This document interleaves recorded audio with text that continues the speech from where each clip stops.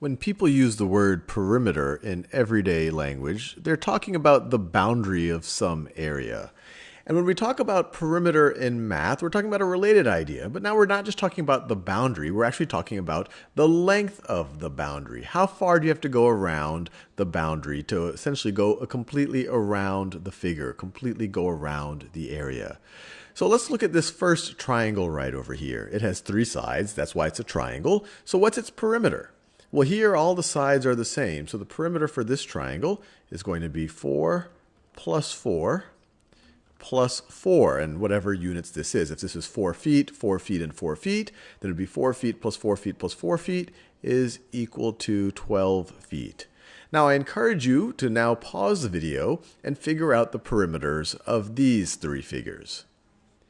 Well, it's the exact same idea. We would just add the lengths of the sides. So let's say that these distances, let's say they're in meters. So let's say that this is 3 meters, and this is also 3 meters as a rectangle here. So this is 5 meters, this is also 5 meters.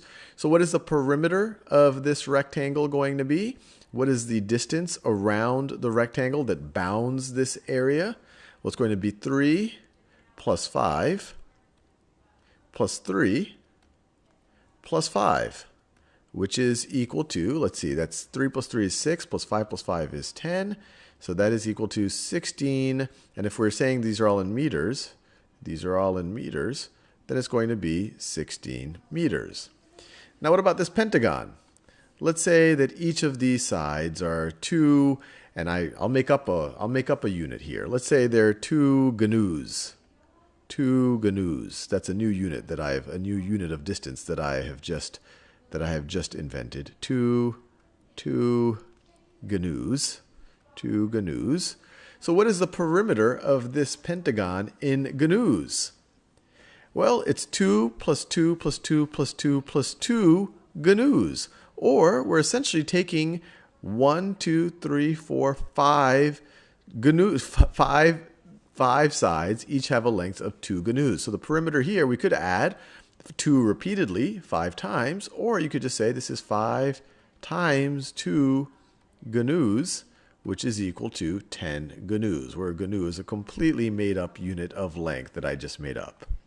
Here we have a more irregular polygon, but same exact idea. How would you figure out its perimeter? Well, you just add up the lengths of its sides. And here I'll just do it unitless. I'll just assume that this is some generic units. And here the perimeter will be 1 plus 4 plus 2 plus 2. Let me scroll over to the right a little bit. Plus 4 plus 6.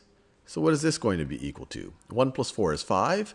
Plus 2 is 7, plus 2 is 9, plus 4 is 13, plus 6 is 19. So this figure has a perimeter of 19 in whatever units these distances are actually given.